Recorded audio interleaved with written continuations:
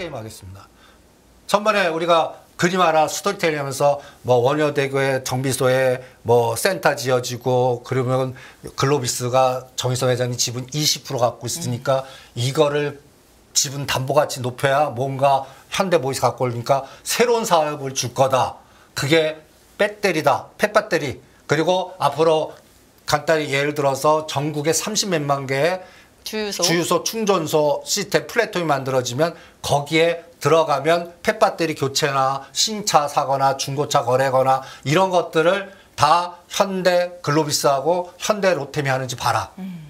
지금은 윤곽이 안 나오다가 이번에 현대 글로비스는 보고서가 나왔습니다. 네. 그리고 오늘 그 사이트 가면 이제 인재를 채용하네요. 현대 글로비스가요? 예. 갑자기 배터리 인재들을 펫배터리 사업 비즈니스에 사람을 모집 광고가 나갑니다. 그러니까 이제는 소설이 아니네. 진짜구나. 이렇게 할 수 있지 않습니까? 그런데 제가 그런 스토리텔링을 왜 만들었나? 정의선 회장님이 현대모비스나 현대차를 갖고 와야 돼요. 그럼 그걸 자꾸 누르면 그거 올라가면 안 돼. 누르면서 현대 글로비스가 40만 원 정도 가야 이게 담보가치 잡아서 뭔가 끌고 올 수가 있어요. 그러니까 하나그룹을 생각해 보세요. 하나그룹은 저는 푸틴 대통령한테 절을 해야 됩니다. 그 몇십 년 전의 수건을 네. 러시아 우크라이나 전쟁이 하나 에어로스페이스 하나그룹 담보가치를 다 높여갖고 그거를 담보로 해서 대우조선을 갖고 올 수 있는 에너지가 나온 거예요. 이제 남은 게 현대차 그룹입니다. 그럼 거기에 저는 단순하게 보시면 됩니다. 정의선 회장이 개인으로 갖고 있는 순서대로 내려. 그럼 뭐예요? 글로비스. 20% 글로비스. 그 다음에 오토에버. 현대 오토에버. 보스턴 다이나믹스. 그리고 현대 엔지니어링. 예. 근데 현대 엔지니어 비상장이에요.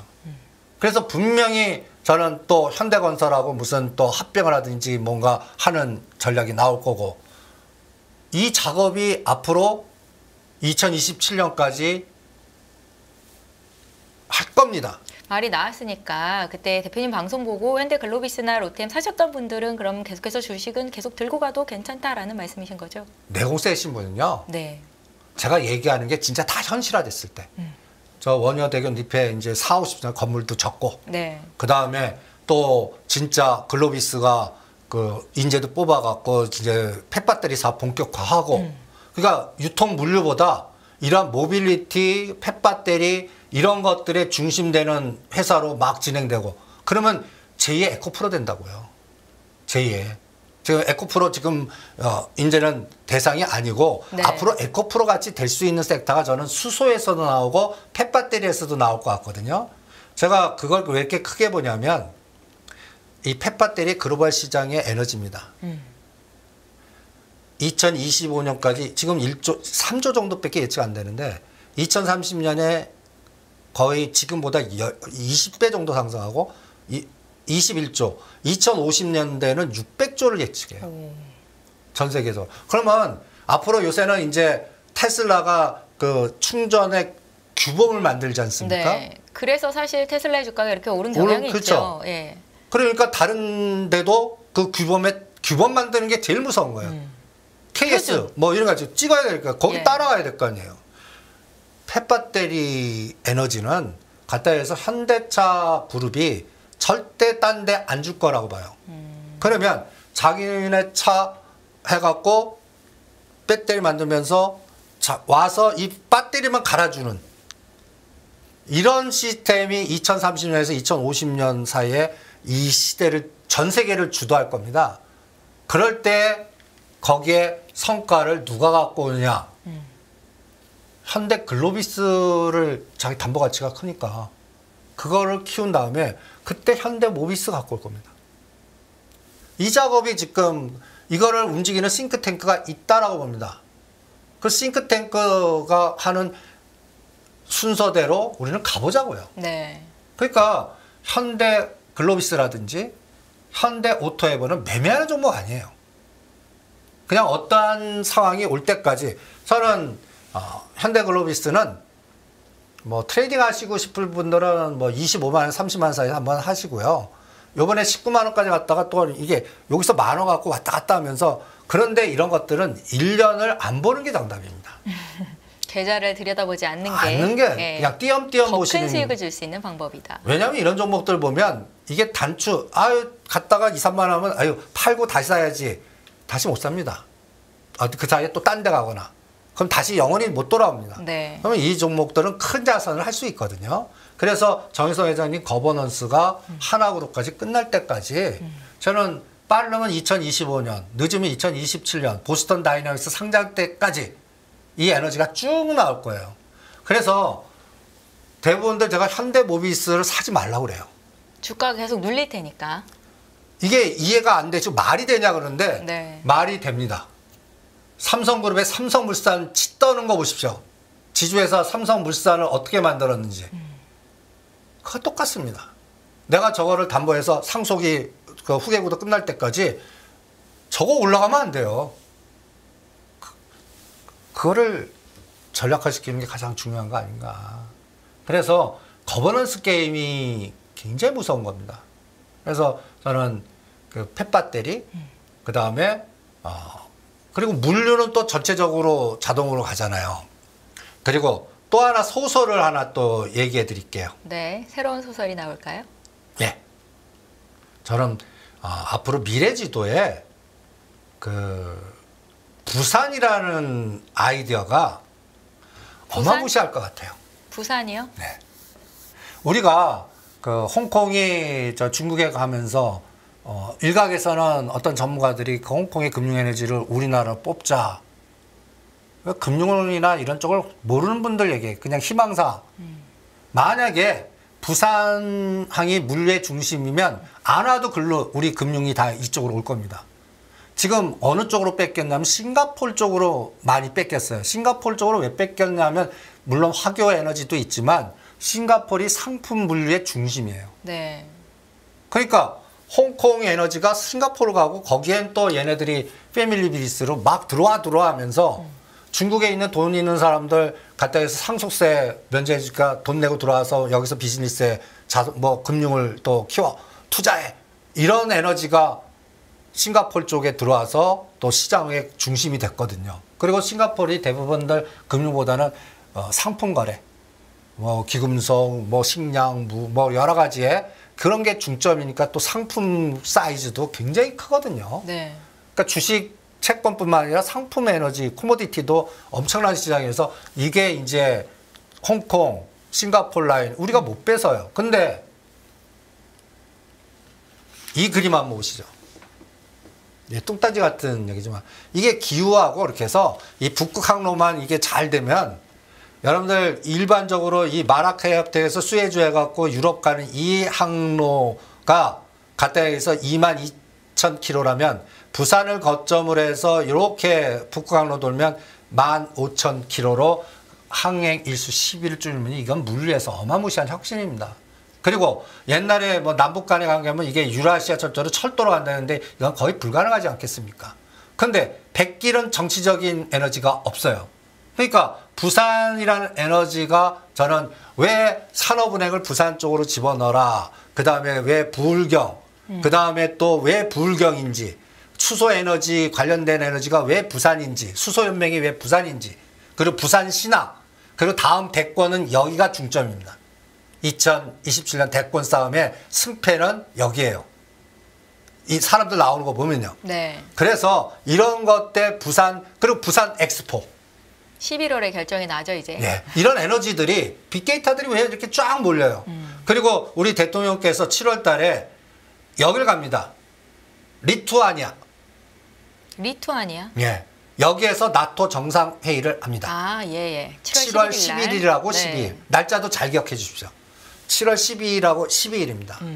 근데 7월 달 금통위는 25일이에요. 네. 그러면 여기서 이걸 왜 나토 정상회담을 왜 또 체크하냐면요. 여기서 우크라이나, 러시아의 전략이 서방 국가들의 응집력이 어떻게 나오나. 첫 번째. 두 번째. 거기에 따라서 우리나라 무기 우회 지원이 되면서 폴란드가 우리나라 쪽으로 10조 단위로 수주가 커버가 되나. 그럼 웨스팅하우스 풀어줬다는 얘기예요.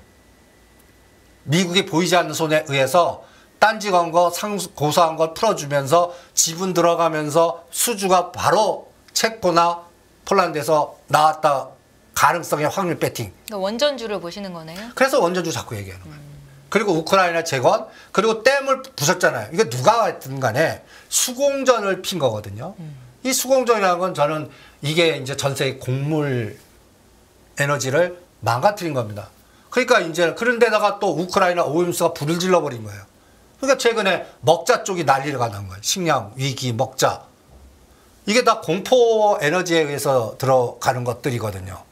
그러면 이런 것들에 관련된 것들이 그동안 엄청난 소외를 받았던 종목들이거든요. 사실 지금도 그렇게 크게 움직이진 못한 것 같습니다, 대표님. 근데 이런 것들이 갖다 해서 하나, 별거 아니야. 둘, 셋, 이게 확인형이 되면 이제 수주도 해와요.